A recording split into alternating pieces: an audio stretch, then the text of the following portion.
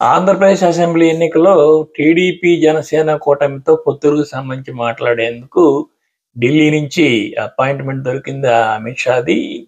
చంద్రబాబు నాయుడు ఢిల్లీ వెళ్లారు. పవన్ కళ్యాణ్‌కి కూడా ఢిల్లీ నుంచి పిలుపొచ్చింది. ఆయన కూడా ఢిల్లీ వెళ్ళబోతున్నారు. మొత్తం మీద పొత్తులకు సంబంధించిన చర్చ జరుగుతుంది. పొత్తులు కన్ఫర్మ్ అయ్యే అవకాశం ఎక్కువగా ఉంది. ఎందుకంటే తెలుగుదేశం పార్టీ బీజేపీతో పొత్తుని 100కి 100% కోరుకుంటుంది. వాళ్ళు చెప్పిన వాటన్నిటికీ మాక్సిమం 90% ఒప్పుకునే అవకాశం ఉంది. అయితే ఇప్పుడు బీజేపీ వ్యూహం ఏమిటి? బీజేపీ గతంలో 2 సార్లు తెలుగుదేశం పార్టీతో పొత్తు పెట్టుకొని, ఆ తర్వాత ప్రభుత్వంలో భాగస్వామ్యం తీసుకుంది, మంత్రి పదవులు తీసుకున్నారు. కానీ బీజేపీకి ఆంధ్రప్రదేశ్‌లో ఏమాత్రం ఎదుగుదల లేదు. దానికి కారణం టీడీపీయే. టీడీపీ కేవలం తన మిత్రపక్షాలకి ఏదో అవకాశం ఇచ్చినట్టు ఇస్తుంది గానీ, మీడియా మొత్తం దాని చేతుల్లో ఉంది. తర్వాత వాళ్ళని ఈజీగా సప్రెస్ చేసేస్తుంది వాళ్ళకి ఏమాత్రం అవకాశం లేకుండా. ఈ విధానం మీద బీజేపీ ఇప్పుడు ఆలోచిస్తుంది తెలుగుదేశం పార్టీని నియంత్రించాలి. అందుకనే చాలా కాలంగా అది పవన్ కళ్యాణ్‌ని ప్రోత్సహిస్తూ, పవన్ కళ్యాణ్‌తో మాకు పొత్తుందని చెప్తూనే ఉంది. పవన్ కళ్యాణ్ బీజేపీతో ఏం చెప్పకుండా తెలుగుదేశం పార్టీతో పొత్తు పెట్టుకున్నప్పటికి కూడా బీజేపీ వస్తుందని ఆశిస్తున్నానని మేము చెప్తున్నప్పటికి కూడా పవన్ కళ్యాణ్ ఏమీ అనలేదు. పవన్ కళ్యాణ్‌తో మాకు పొత్తుంది, టీడీపీతో లేదని చెప్పేసి వాళ్ళు వివరణిస్తూ వచ్చారు.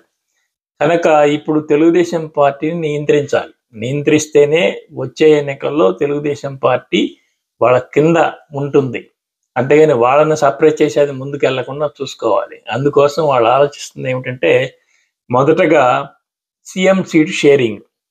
అంటే ఒక సంవత్సరన్నర, 2 సంవత్సరాలు పవన్ కళ్యాణ్ కూడా సీఎం షేరింగ్ ఉండాలి.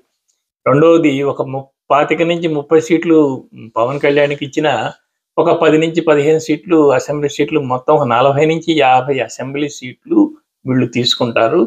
ఒక 2 ఎంపీ సీట్లు పవన్ కళ్యాణ్‌కి ఇవ్వడానికి అంతకుముందు అంగీకారం కుదిరింది. ఇప్పుడు వీళ్ళు ఒక 8 ఎంపీ సీట్లు డిమాండ్ చేసే అవకాశం ఉందంటున్నారు. సో మొత్తం 10 ఎంపీ సీట్లు అంటే దగ్గర దగ్గర సగం 25 ఎంపీ సీట్లు ఉన్నాయి ఆంధ్రప్రదేశ్‌లో. 10 తీసుకుంటున్నారంటే దాదాపు సగం.